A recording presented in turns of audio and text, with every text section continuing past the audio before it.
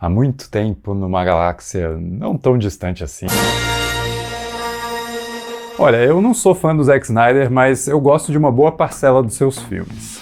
Eu acho que Madrugada dos Mortos atualiza bem o clássico do Jorge Romero, com uma certa ajuda do James Gunn no roteiro. 300 é um ótimo experimento de artificialidade estética que só ganha ao fugir do realismo, né? Já Watchmen erra feio na intenção do quadrinho original, que desconstrói e banaliza os heróis, enquanto o Snyder reverencia os heróis através da estética.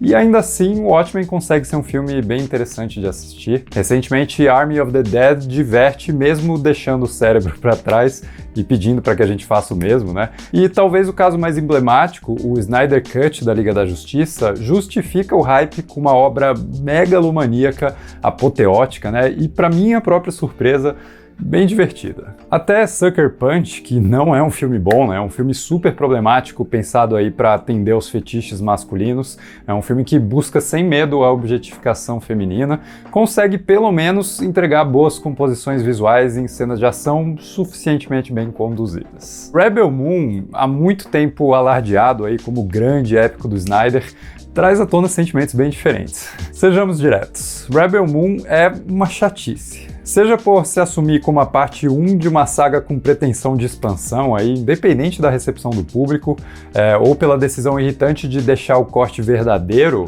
o corte para maiores de idade, né, ser lançado bem mais para frente, sobra muito pouca substância nesse pastiche assumido de obras tão melhores como Star Wars, Os Sete Samurais, Duna e até mesmo Star Trek Primeiro Contato, né? Sei lá, pelo menos eu vi uma Rainha dos Borgs ali no meio.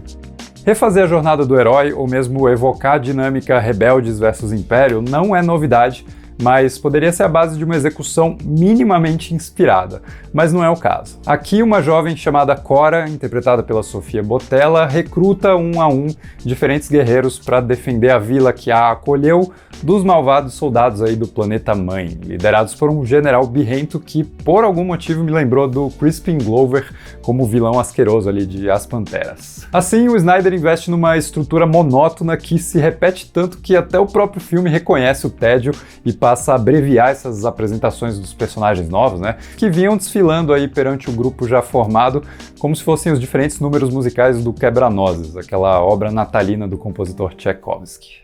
Pior ainda, graças ao roteiro genérico e preguiçoso, essas figuras nunca deixam de ser só uma coleção de artes conceituais interessantes. É como se todos os personagens de Star Wars tivessem a mesma profundidade que o Darth Maul tinha no episódio 1, né? Um visual legal e nada mais. Aliás, o tempo todo eu fiquei me perguntando por que essas pessoas estão aceitando essa missão, né? Qual é o objetivo delas?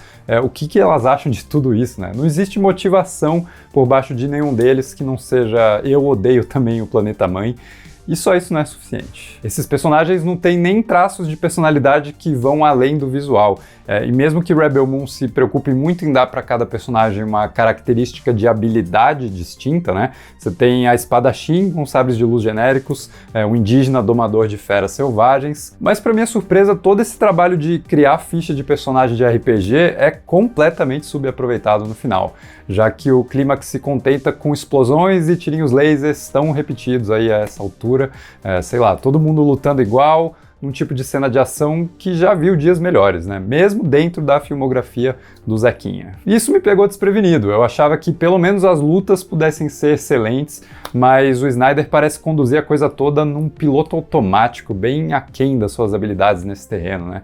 A gente está muito longe, por exemplo, da ótima fuga a cavalo das Amazonas em Liga da Justiça, ou da ofensiva sangrenta aí dos guerreiros espartanos em 300. Então, o resultado de todo esse agrupamento de personagens visualmente maneirinhos que a protagonista faz é o de simplesmente lotar a cena final com gente que ninguém se importa e daí não entregar nenhuma cena de ação que seja empolgante. Se você quiser ver um filme de estrutura semelhante, mas muito mais divertido, veja Dungeons and Dragons. Inclusive tem vídeo aqui no canal. Entre tudo isso, o roteiro do Snyder e do Shai Hatten e Kurt Johnstad recorre a uma profusão de flashbacks expositivos, trocando o desenvolvimento orgânico da protagonista pela pura e simples declamação de quem ela é, o que ela sente, qual que é o seu objetivo. Sério, são muitas cenas onde ela simplesmente começa a falar, mesmo que a pessoa do seu lado não tenha pedido para ouvir, detalhes da sua história pessoal e tudo mais. E sendo uma atriz muito mais acostumada à fisicalidade, à movimentação, à coreografia, né, por conta do seu histórico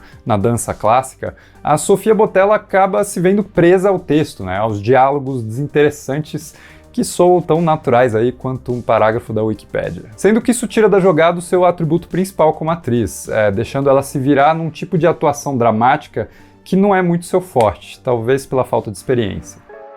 Finalmente, em termos de efeitos visuais e design de produção, o Snyder até entrega elementos potencialmente bons, composições visuais moderadamente legais, uma direção de fotografia básica, mais eficiente, e até alguns detalhes de figurinos que ajudam a tirar um pouco o gosto da mesmice. Por exemplo, eu curto que as armaduras e as armas tão quadradonas, tão sérias, né, exibam algumas texturas decorativas, uns arabescos, uns floreios quase barrocos, que parecem quase tentar sobreviver no metal sisudo que domina aí a estética do Planeta Mãe. Mas a decisão do Snyder de ser o seu próprio diretor de fotografia acaba roubando a sensação tão autêntica que poderia surgir das locações que ele construiu, né?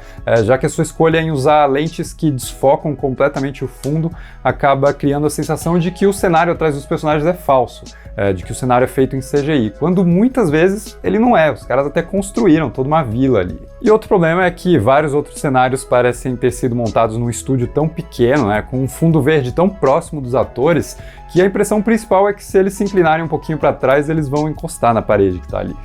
Enfim, que jeito fraco de começar uma nova saga espacial. Quando sair a versão completa, a gente julga se adicionar mais sangue, mais sexo, mais palavrões vai fazer de tudo isso uma história melhor. Mas eu duvido. E se o novo corte construir um filme totalmente diferente, como o Snyder parece sugerir, né? Aí sim a coisa toda vai ser ainda mais desonesta. Por enquanto, a impressão que fica depois da chegada de Rebel Moon não é nem um pouco animadora, pelo menos pra mim, né? Por mais autoral e rebelde que esse filme queira ser, essa lua, pelo visto, não tá nem na fase minguante, mas sim minguada. Mas diz aí nos comentários o que você achou de Rebel Moon, vamos continuar a discussão. Se gostou do vídeo, não esquece de deixar um like, se inscrever no canal e a gente se vê no próximo vídeo.